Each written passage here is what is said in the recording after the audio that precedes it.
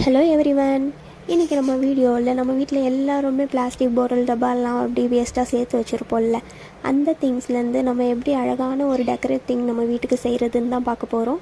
அதுக்கு நான் ஃபஸ்ட்டு எங்கள் வீட்டில் வந்து 7 பாட்டில் இருந்தது, அதை நான் எடுத்துக்கிட்டேன். அதில் இருக்கிற ஸ்டிக்கரெல்லாம் ரிமூவ் பண்ணிவிட்டு இந்த மாதிரி ப்ளெயின் பாட்டிலாக வச்சுக்கிட்டேன். இதில் வந்து நான் ஃபஸ்ட்டு அக்ரிலிக் பெயிண்டில் பிளாக் கலர் எடுத்திருக்கேன். ஃபஸ்ட்டு அந்த வாட்டர் கலர் பிளாக்கெல்லாம் அப்படி யூஸ் பண்ணி பார்த்தோம் அப்படின்னா நம்மளுக்கு இந்த பாட்டிலோட அந்த க்ரீன் ஷேடு வந்து நம்மளுக்கு தெரியும். அவ்வளோவா பிளாக் கலர் வந்து நம்மளுக்கு திக்னஸாக இருக்காது. ஸோ நம்ம அக்ரிலிக் பெயிண்ட் அப்படின்னு நம்ம போனோம் அப்படின்னா நம்மளுக்கு வந்து அந்த பெயிண்ட்டு திக்னஸ் கிடைக்கும். இப்போ நம்ம அந்த பிளாக் கலர் அடிக்கும்போது பேக்கில் வந்து அந்த க்ரீன் கலர் நம்மளுக்கு தெரியாது. ஸோ நம்மளுக்கு திக்கான பிளாக் கலர் கிடைக்கும். இப்போ நான் அந்த பிளாக் ஃபுல்லாக இந்த பாட்டிலில் அடிச்சுக்கிறேன். ஆக்சுவலி இதான் என்னோடய ஃபஸ்ட்டு பெயிண்டிங். சும்மா ட்ரை பண்ணி பார்த்துருக்கேன், நல்லா இருக்கான்னு பார்ப்போம். நல்லா இருந்தால் இதே மாதிரி வீடியோஸ் நம்ம நிறையா போடுவோம். ஃபஸ்ட்டு ஃபுல்லாக இந்த மாதிரி பிளாக் அடிச்சுட்டு அது கொஞ்சம் நேரம் நான் ட்ரை பண்ண விடுறேன்.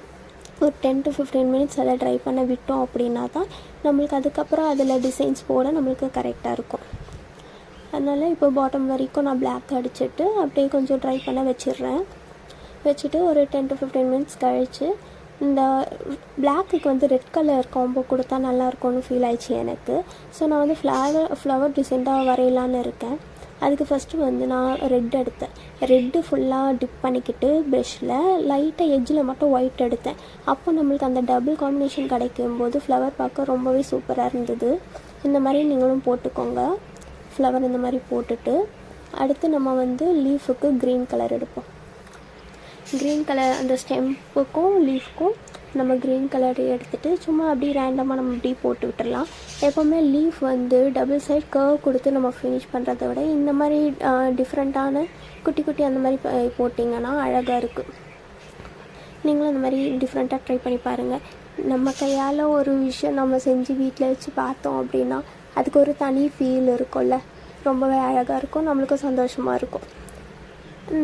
இந்த மாதிரி நான் ஃபுல்லாக இப்படி பெயிண்ட் பண்ணதுக்கப்புறம் ஃப்ளவர் வந்து நடுவில் பக்கம் கொஞ்சம் ப்ளைனாக இருக்குல்ல, அதுக்கு வந்து நான் எல்லோ கலர் எடுத்துக்கிட்டேன்.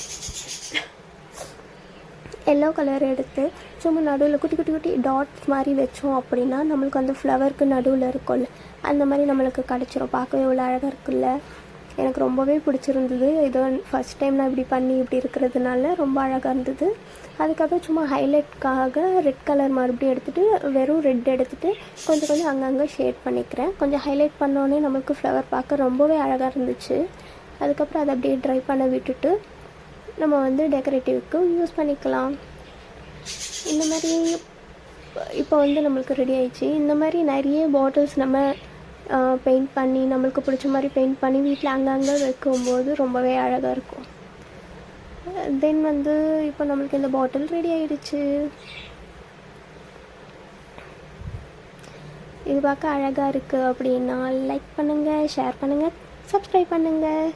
இதே மாதிரி வீடியோஸ் நிறையா போடணுன்னா கமெண்ட் பண்ணுங்கள். டாடா.